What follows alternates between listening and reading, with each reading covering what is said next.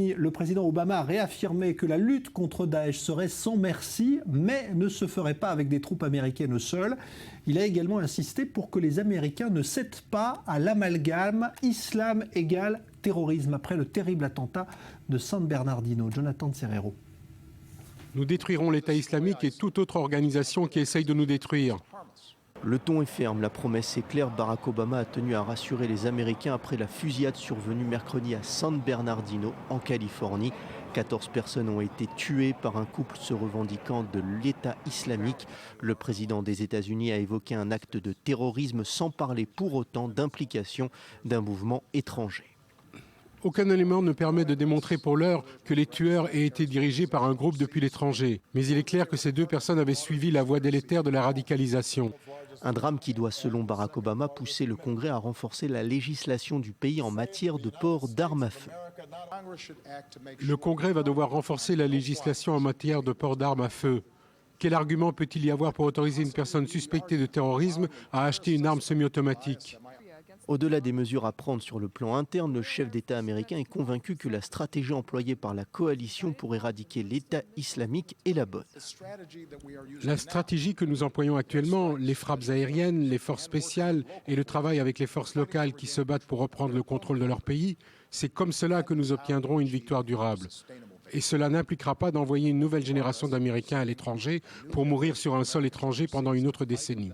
Une déclaration lourde de sens prononcée dans l'enceinte du bureau ovale, un choix tout sauf fortuit puisque la dernière fois que le président américain s'était exprimé depuis son bureau, c'était en 2010 lorsqu'il avait annoncé la fin des combats en Irak.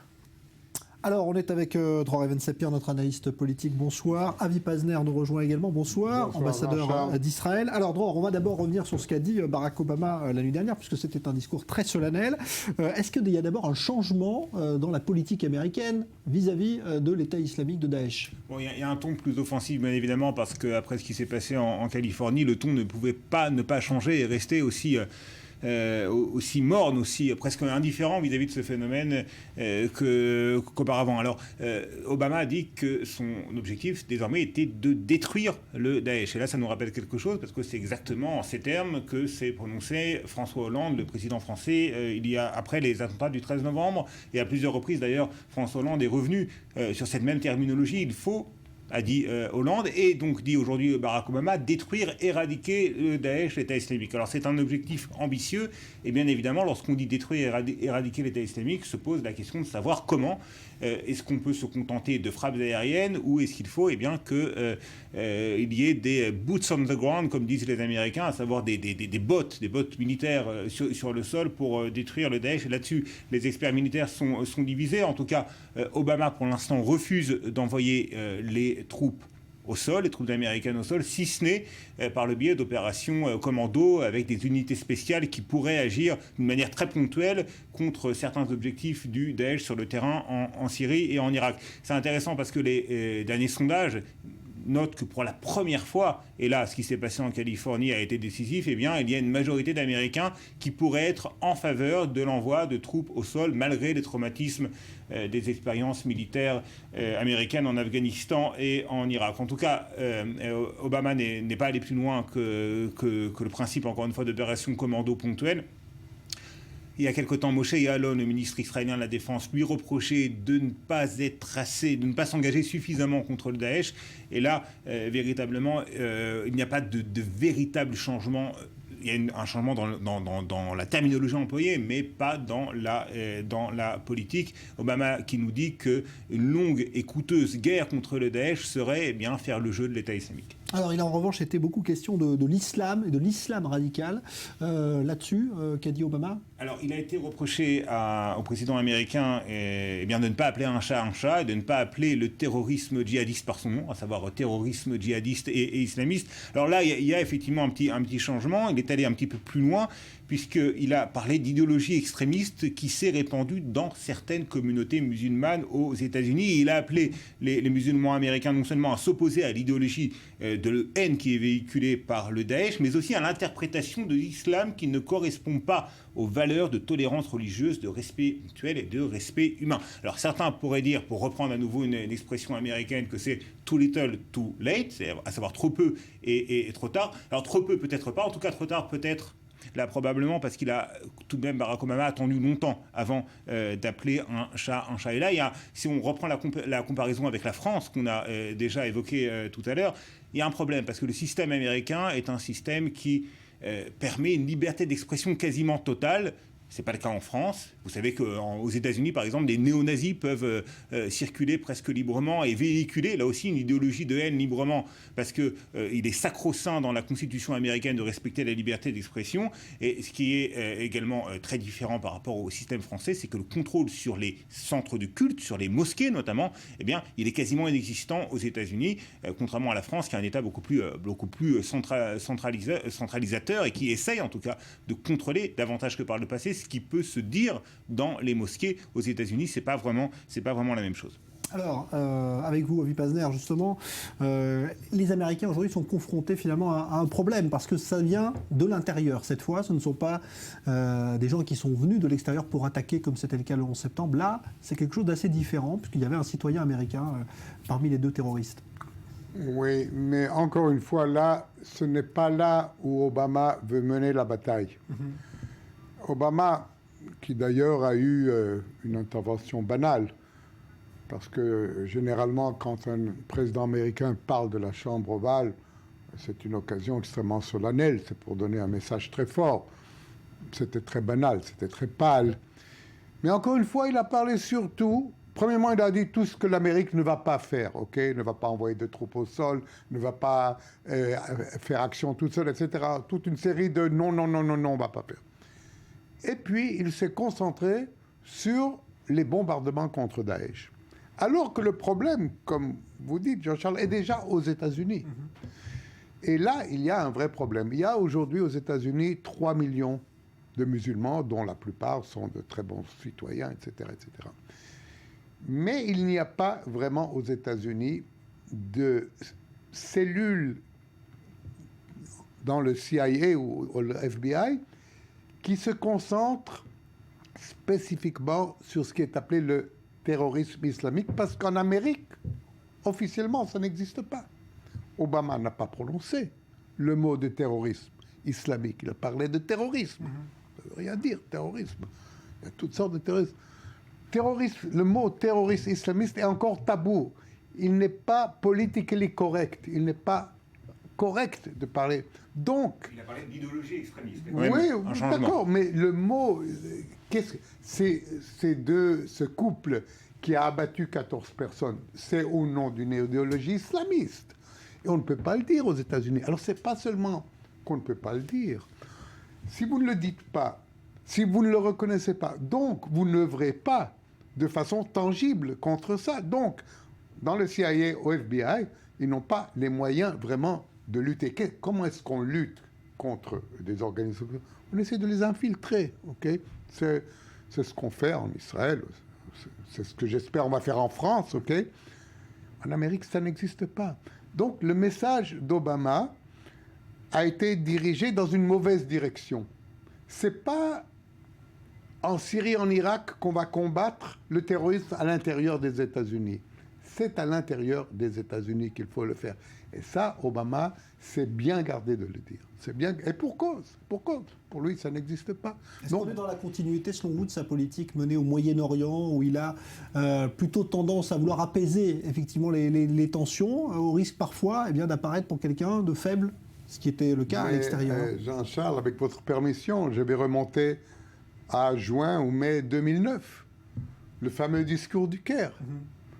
Hier, de la Maison-Blanche, dans des circonstances extrêmes, c'est-à-dire face à un acte de terrorisme islamique en Amérique, il a eu exactement, j'ai relu le discours du Caire, il a eu exactement le même message, c'est-à-dire ouverture vers l'islam, ça continue, ne pas faire d'amalgame, bon, d'accord, mais il y a vraiment ici une politique de base, ok, conciliante envers le monde musulman, envers ses extrémistes, envers son idéologie. Et il essaye, encore une fois, de rapprocher l'islam des valeurs occidentales. Il a essayé de le faire au Caire. Ça a échoué pitoyablement. Le résultat a été le printemps arabe. Regardez les résultats du printemps arabe en Syrie, en Irak, en Libye, un peu partout.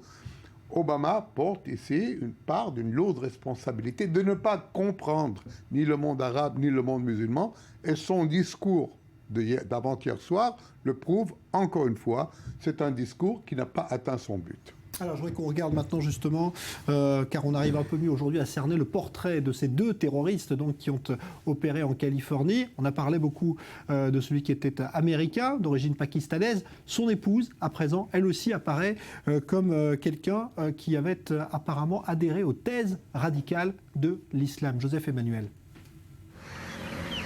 Nous sommes à l'entrée du village natal de Tashfin Malik, la femme qui a tué 14 personnes en Californie il y a une semaine et accompagnée de son mari. Un village au cœur du Pakistan.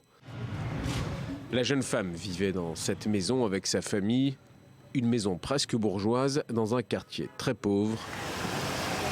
Et à une cinquantaine de kilomètres, c'est dans cette madrasa que Tashfin étudiait le Coran, dans l'Institut Al-Houda, l'un des principaux centres coraniques du Pakistan. Ici, tout le monde est au courant de la tuerie de Californie. Mohamed connaissait bien l'assaillante. Nous sommes très tristes de ce qu'a fait Tashfin. Ce qu'a fait Tashfin est très mal. Nous en avons honte. Nous ne voulons pas que les musulmans fassent de telles choses. Les dirigeants du centre décrivent un lieu paisible. Les jeunes gens viennent pour approfondir leur foi. Al-Houda n'est pas une simple madrasa de quartier. L'Institut a des bureaux aux États-Unis, aux Émirats ou encore au Royaume-Uni, et bientôt au Canada où un imposant bâtiment est en cours de construction. Si cette madrasa dit ne pas avoir de lien avec des organisations extrémistes, elle a pourtant été déjà lourdement critiquée pour avoir diffusé une idéologie qu'on dit proche de celle des talibans. La jeune Pakistanaise était arrivée aux États-Unis avec un visa de fiancée, et les enquêteurs pensent que c'est elle qui aurait radicalisé son époux, Sayed Farouk. Elle se serait elle-même radicalisée il y a un peu plus d'un an lors d'un séjour de pèlerinage en Arabie Saoudite. Si l'acte n'a pas officiellement été revendiqué par l'organisation État islamique, la mouvance a salué la tuerie de San Bernardino, qualifiée d'acte héroïque commis par des soldats du califat. De son côté, Islamabad s'est engagé à s'attaquer au problème des écoles coraniques, des écoles soupçonnées de promouvoir l'intolérance et de devenir un terreau pour l'islam radical. Mais des voix s'élèvent pour mettre en lumière quelques incohérences, car nombreux sont les dirigeants politiques pakistanais à avoir effectué un séjour plus ou moins long dans ce genre de madrasa.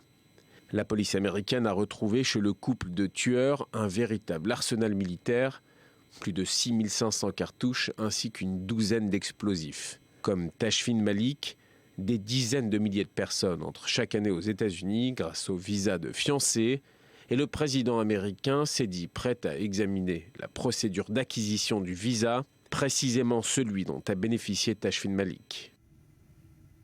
Alors en ligne avec nous, Noga Tarnopolski, qui est journaliste spécialiste des États-Unis. Bonsoir. Noga. Bonsoir. Justement, ce qu'a fait Barack Obama la nuit dernière, on a senti que c'était un discours vraiment destiné à rassurer peut-être les musulmans vivant aux États-Unis aussi. Oui, je dirais exactement ça, et ça n'a pas été reçu avec grand enthousiasme. On doit, moi je dirais, souligner même que, par exemple, Hillary Clinton, la candidate à la présidence qui est la plus obamiste, si on peut le dire, n'a même pas fait référence aujourd'hui à ce discours qui aurait dû être un des plus importants des discours présidentiels. Et pourquoi, selon vous, alors les Américains sont déçus ? Je crois que c'est plus que ça. Je dirais même que les Américains de droite sont déçus et fâchés. Ils ont peur. Mais les Américains du côté d'Obama se sentent pas rassurés. Je peux vous raconter que j'ai parlé, par exemple, avec un votant Obama dans l'État de Californie, qui m'a dit, je vous le traduis, qu'il a senti que le discours d'Obama était offensif, parce qu'il parle aux États-Unis comme si c'est nous, les Américains, qui envoient nos millions d'enfants à des madrasas. Et c'est comme si nous les enseignons à haïr les musulmans. Ce n'est pas ça le problème. Et je crois que ce monsieur avec lequel j'ai parlé, en fait, représente pas mal des Américains de centre. Merci Noga Tarnopolsky. Je rappelle que vous êtes journaliste donc spécialiste des États-Unis. C'est un problème à gérer maintenant pour Barack Obama, même s'il est en fin de mandat, mais c'est un problème sérieux pour lui. Bien sûr, c'est un problème. Et je ne crois pas qu'il va être connu dans les pages de l'histoire comme un président faible, comme un président qui aurait levé les bras devant le terrorisme. Mais il a aujourd'hui un gros problème d'image. Et il est à espérer qu'il ne va pas y avoir plus d'actes de terrorisme, car si on compare la réaction de George W. Bush, bon, c'était un plus grand acte de terrorisme, à celle d'Obama, c'est pas comparable du tout. Obama essaye d'ignorer le problème. Et les Américains ne sont pas bêtes, ils comprennent. Alors c'est vrai que la plupart des Américains s'occupent de leurs affaires, mais quand il s'agit de terroristes, quant à San Bernardino, qui est vraiment une ville américaine typique, on tue 14 personnes parce qu'on est islamiste, les Américains sont inquiets. Moi, j'ai parlé avec des amis à New York qui ont peur. Enfin, vous savez, pour nous qui vivons en Israël, avec le terrorisme un peu comme produit journalier, ça paraît incroyable. J'ai parlé avec des amis qui, à New York, ont peur maintenant de s'approcher d'une mosquée, ils ont peur d'un chauffeur de taxi musulman, ils ont peur. Et là, Obama ne les a pas réussi, pas du tout. Merci. Avi Pazner, un dernier mot là-dessus, quelques secondes. Et non, effectivement, le défi à relever pour Barack Obama est très important. Manifestement, il a été en dessous des attentes et des espérances des Américains, quelle que soit leur tendance politique. Mais il y a tout de même, j'insiste là-dessus, un petit changement dans le discours lorsque Obama appelle les Américains et les musulmans américains à s'opposer à l'idéologie de haine et également aux interprétations intolérantes du Coran. Ça, c'est quand même nouveau dans le discours d'un président dont on reprochait avec raison qu'il était trop minimaliste sur cette question et qu'il hésitait, encore une fois, à s'attaquer véritablement au problème de l'intégrisme islamiste. Merci, Dror Even Sapir. On parlait de